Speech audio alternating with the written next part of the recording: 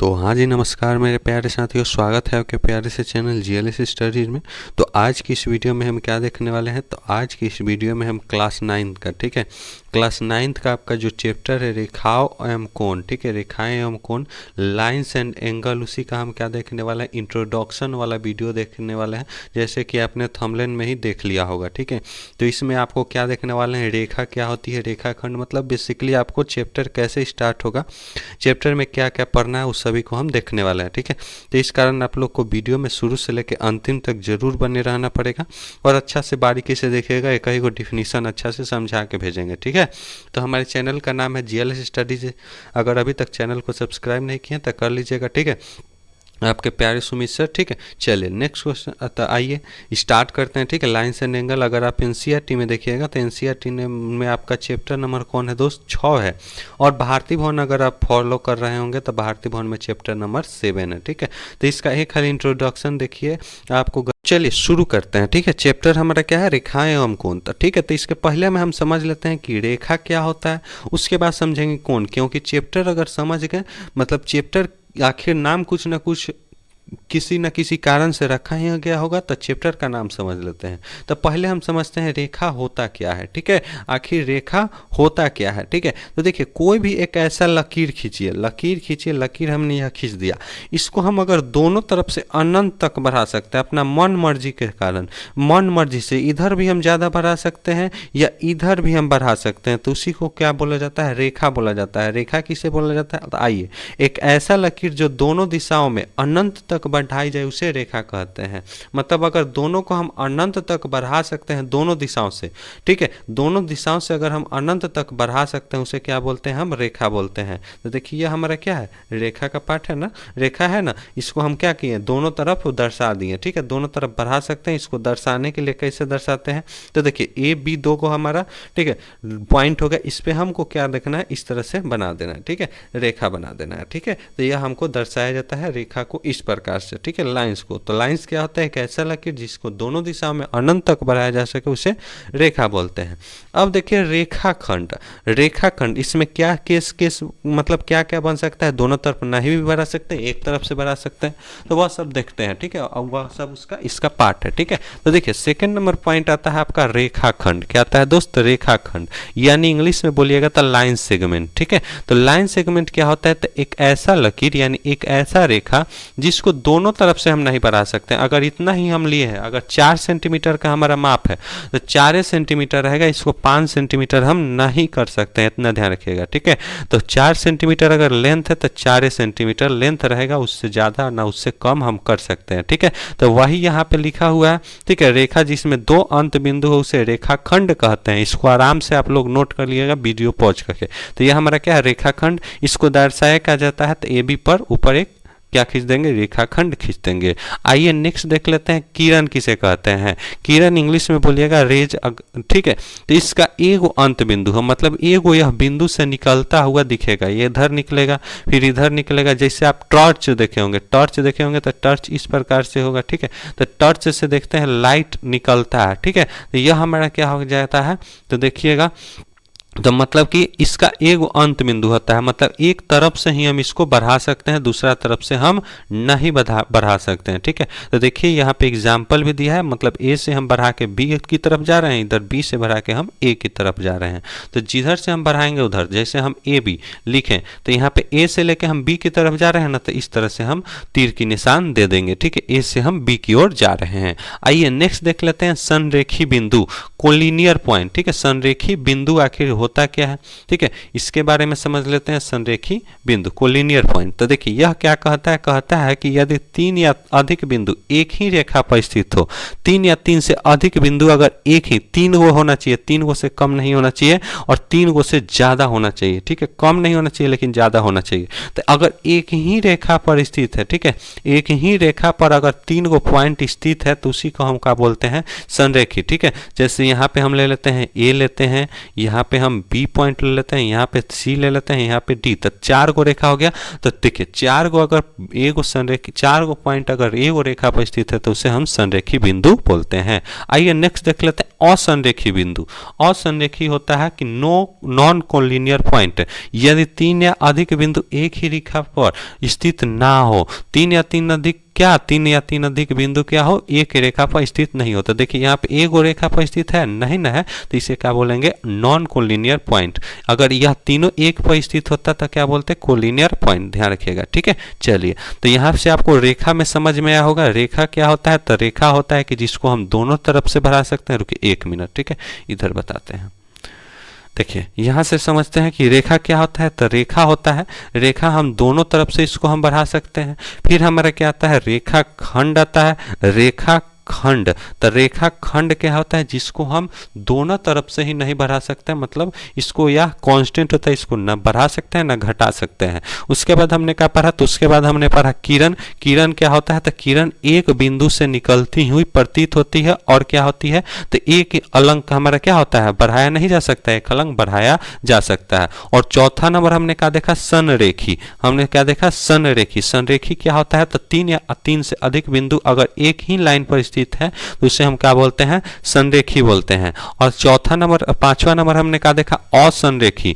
असंरेखी क्या होता है, असंरेखी होता है कि 3 या 3 से अधिक पॉइंट एक और लाइन पर स्थित ना हो, उसे असंरेखी बोलते हैं, ठीक है। आइए समझ में आया होगा, रेखा हमारा यहाँ से समाप्त हुआ। अब देखते हैं कोण के बारे में, ठीक है।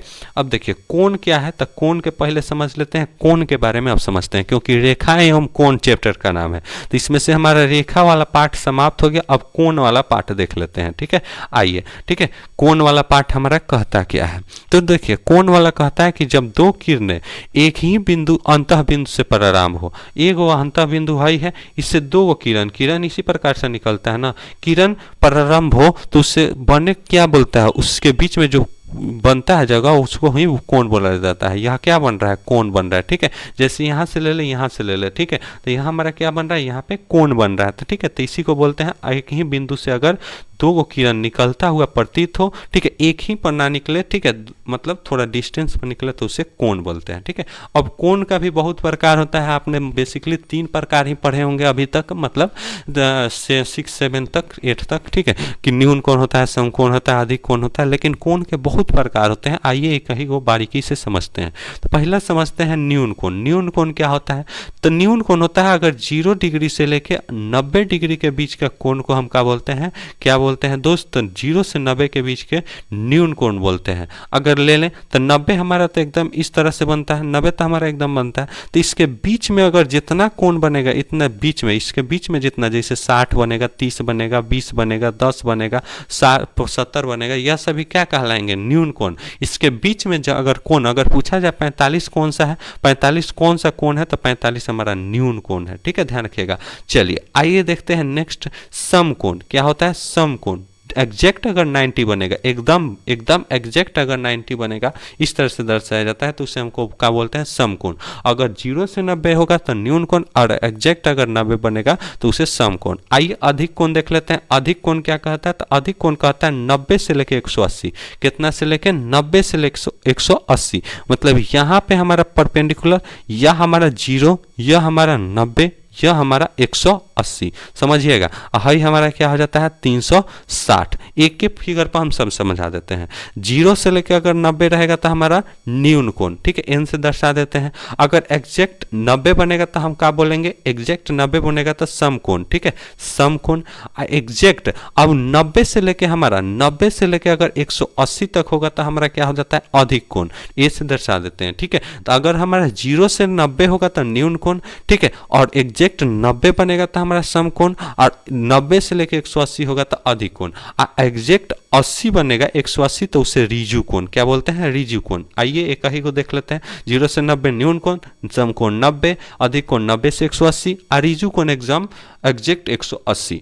अब देखते हैं जब 180 से हमारा क्या बने, 180 यह वाला होता है और यह 360 होता है, ठीक है, एक चक्कर घूम के, ठीक है, यह हमारा एक चक्कर घूम के 360 आता है। तो इस तरह से अगर बनेगा यहाँ से 180 लेके 360 के बीच के कोण को बोलते हैं प्रतिवर्तित कर। इसके बीच में 270 भी आ सकता है, 270 भी आ सकता है, 355 भी आ सकता है, ठीक है। तो यह सभी क्या कहलाते हैं? प्रतिवर्तित कोण कहलाते हैं। उसके बाद आता है संपूर्ण कोण, मतलब एक चक्कर अपने एक्सिस पे पूरा नाचिएगा तक कितना का कोण बनता है? 360 का, ठीक है। चलिए अपने जगह पर खाली घूमिए तो कितना का कोण बन जाएगा? 360 का, ठीक है। जैसे पंखा घूमता है, ठीक है, 360, तो संपूर्ण कोण क्या होता है? 360।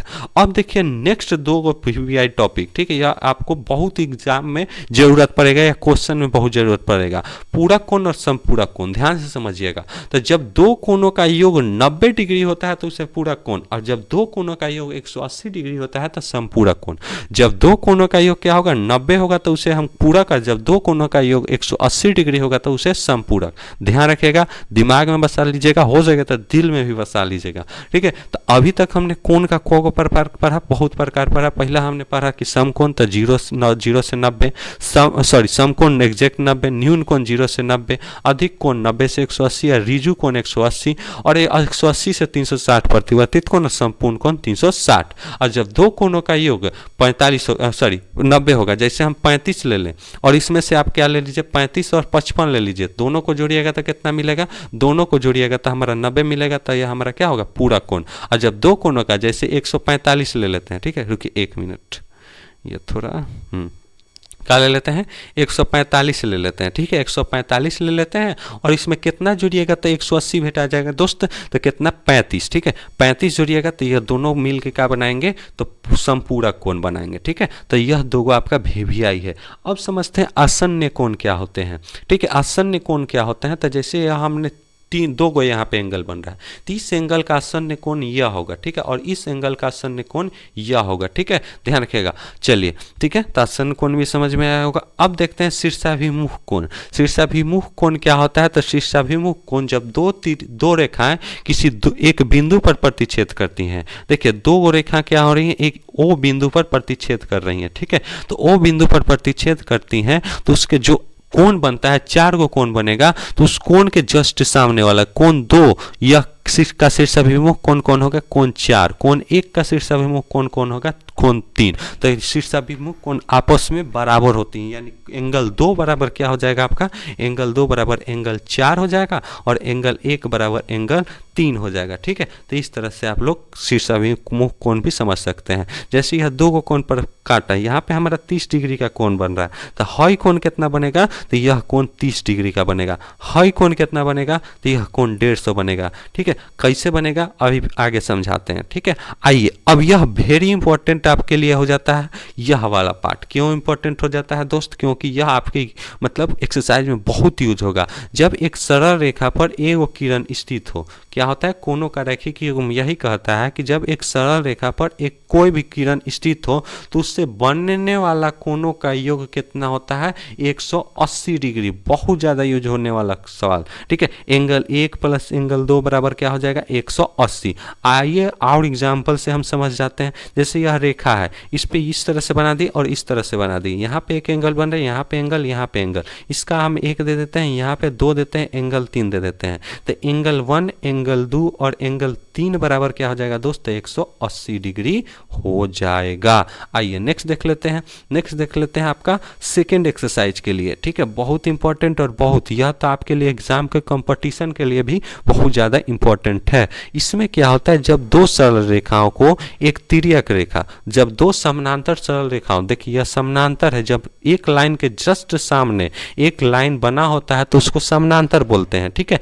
तो समानांतर के लिए भी केस होता है। तो यहाँ पे जब दो सरल रेखाओं को एक तिर्यक रेखा, देखिए यहाँ पे तिर्यक रेखा काटते हुए प्रतीत हो रही है, तो देखिए ध्यान से समझिएगा। जब दो सरल रेखा को एक तिर्यक रेखा प्रतिच्छेद करें तो उसका मतलब विभिन्न केस होते हैं। संगत कोण बराबर होते हैं, एकांतर कोण बराबर होते हैं, अंतः कोण बराबर होते हैं, ठीक है। एकांतर अंतः कोण, एकांतर बाह्य कोण। तो आइए इसको समझ लेते हैं। तो देखिए यहाँ पे कोण को बन रहा है, यहाँ पे 4 गो, यहाँ पे 4 गो, यानी 8 गो। तो संगत कोण क्या होता है? तो जैसे 2 है, एंगल क्या है? 2 है, तो इसका अगर एंगल इस तरफ से जा रहा है तो नीचे वाला में भी इसका क्या जाना चाहिए, तीर इस प्रकार जाना चाहिए। तो देखिए इसमें तीर कहाँ जा रहा है, इधर हम इधर ले जा रहे हैं, ठीक है। आइए इसको इससे माध्यम से समझते हैं। इस एंगल का मुख किधर है, इधर है, और इस एंगल का भी मुख क्या है, इधर है। तो यह दोनों कोण संगत कहलाएंगे। एंगल 2 और एंगल 2, यहाँ पे देखिए एंगल 2 एंगल 6 के बराबर है। तो यह दोनों कोण क्या है, संगत कोण। संगत कोण यही कहता है कि जिस तरफ उस एंगल का मुंह होता उसी तरफ नीचे वाला भी एंगल का मुख होना चाहिए। आइए एंगल 1 देखते हैं। तो एंगल 1 का मुख इधर है, तो एंगल 5 का भी देखिए, नीचे वाला में देखिए तो एंगल 5 का मुख इधर है। तो यहाँ पे देखिए एंगल 1 बराबर एंगल 5। आइए नेक्स्ट देखते हैं। नेक्स्ट हमारा देखते हैं एंगल 3। एंगल 3 का मुख इस प्रकार है और एंगल 7 का भी मुख इस तरफ है। तो यह हमारा क्या हो जाएगा, एंगल 3 और एंगल 7 हमारा बराबर है, ठीक है। आइए नेक्स्ट समझते हैं। नेक्स्ट हमारा क्या है, ठीक है। नेक्स्ट इसको हटा लेते हैं, ठीक है। नेक्स्ट हमारा देखता है कौन, तो एंगल 4। एंगल 4 बच रहा है, तो इधर देखिए इसका मुख है, तो नीचे हूँ उधर मुख होना चाहिए, तो इधर भी मुख है। तो एंगल 4 भी एंगल 8 का। तो संगत कोण वही बताता है कि जिस तरफ ऊपर वाला एंगल का मुख है नीचे भी उसके संगत उसी तरफ मुख होना चाहिए, ठीक है। तो संगत कोण समझ में आया होगा। अब देखते हैं एकांतर कोण, ठीक है। एकांतर कोण में 2 गो होता है। एकांतर में होता है एगो अंत, मतलब अंदर वाला। एकांतर मतलब उल्टा, उसके जस्ट अपोजिट, ठीक है। तो इसके जस्ट अपोजिट इधर अगर हम लाइन खींचे, इधर कौन का मुख है तो इसका अपोजिट होना चाहिए उसका मुख। तो इसका अपोजिट इधर ना जाएगा तो इधर देखिए, ठीक है। नीचे में देखना, ऊपर में नहीं देखना है, ठीक है। तो इसका अपोजिट इधर जाएगा, यानी एंगल 4 किसके बराबर होगा, तो एंगल 4 एंगल 6 के बराबर। यह अंतः का बात कर रहे हैं। अगर उसी प्रकार हम देख लें कि एंगल 3, तो एंगल 3 का मुख इधर, तो एंगल 3 का मुख इधर है, तो एंगल 5 का मुख किधर है, तो इधर है, ठीक है। तो इस कारण हमारा क्या है, दोनों एकांतर हैं, ठीक है। ध्यान रखिएगा।